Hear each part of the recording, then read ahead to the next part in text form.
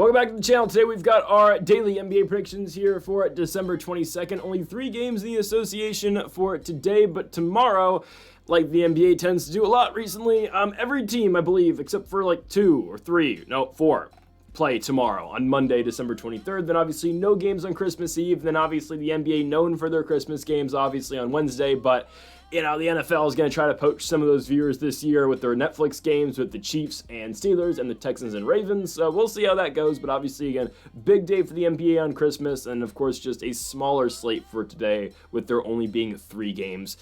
Headlined, I'd say, by the Indiana Pacers taking on the Sacramento Kings. That's my favorite play of the day. We will get into that in a minute. But folks, if you have not yet, though, make sure to hit that subscribe button down below for some more daily NBA predictions here on the channel. About an hour ago, we posted our college basketball best bets on the channel as well, so go make sure to check out that video if you have not yet. Also, go make sure to check out our NFL predictions that are also weekly on the channel. Now, again, those games start in an hour, so make sure you go check out that video. Again, it is linked in the description down below. Let's get into our first prediction for today in the NBA, and we start things off here up in Toronto, Ontario, Canada, for the Toronto Raptors and the Houston Rockets. We like the Raptors to cover this line, but I like the Rockets to win. I don't really like the Rockets at all, I'll be honest with you.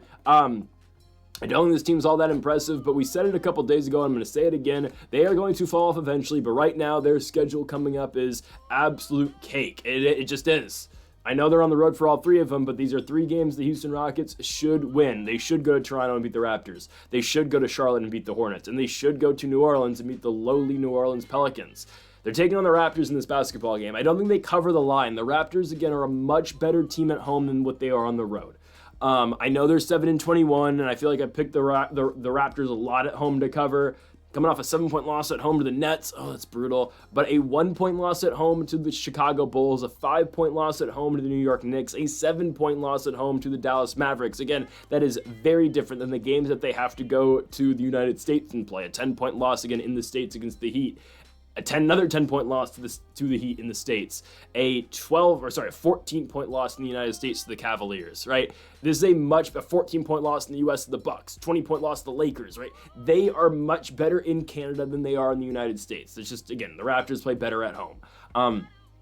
Obviously, a team led by R.J. Barrett, who is going to be an all-star this season, Scotty Barnes, Grady Dick. There is no Jakob Poeltl tonight, which will hurt Toronto. Obviously, he's their leading board getter. He is their center.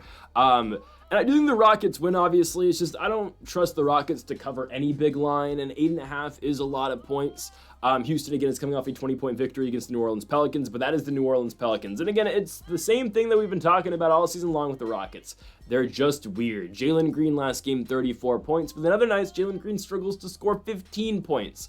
So it's just really odd how Houston plays. They are the 3rd seed currently in the Western Conference. I don't think that holds. I really don't think they are. I think truly they are a play-in team because hell, they're only 3 games out the play-in right now. That's how close the Western Conference is. Hell, the Los Angeles Lakers have found themselves in the 5 seed currently in the Western Conference, and you know how poorly they've been playing to start the season. Hell, the Phoenix Suns right now are out of the play-in. They are the 11th seed in the West. That's just how close the Western Conference is, and really there's, I would say, 12 good teams in the West.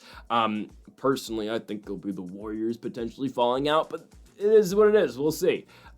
Give me Houston to win the basketball game, but I do think Toronto's got enough shooting and enough, again, just, I think R.J. Barrett, Barnes, and Dick, the big young 3, the young big 3, will be able to keep this game close. Toronto plus 8.5. Let's move on to our next game. It's the game of the day, in my opinion. Obviously, you see it in the thumbnail. You saw it earlier in the video. And now we go to the Sacramento Kings hosting the Indiana Pacers. Guys, the Kings are in trouble. There's no other way to put it.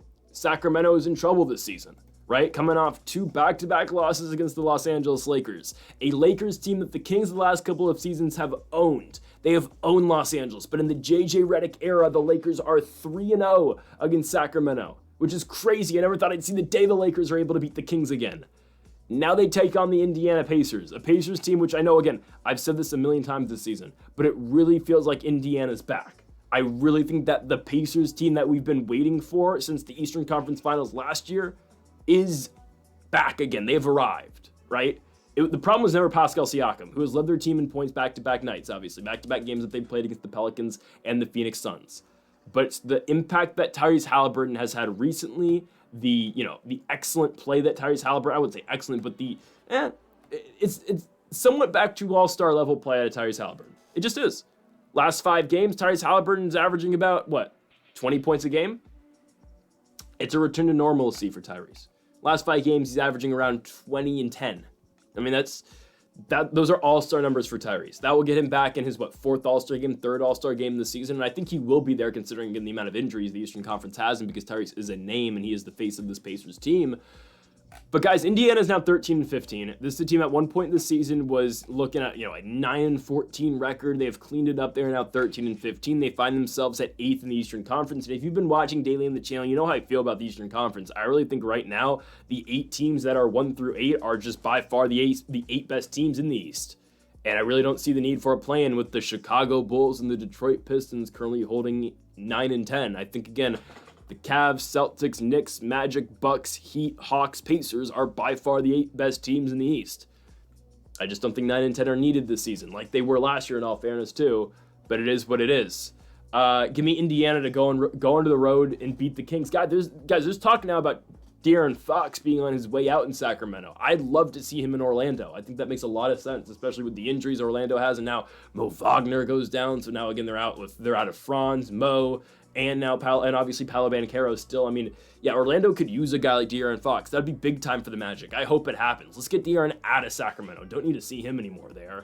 And seriously, what are the Kings going to win? Like, what are the Kings winning at this point? They went out, they got DeMar DeRozan. That did not fix anything. They have been worse this season with DeMar DeRozan.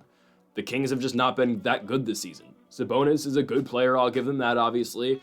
De'Aaron's carrying the load. Sabonis has been great. And then DeMar DeRozan's just kind of here. It really hasn't looked like a great pickup so far, DeRozan.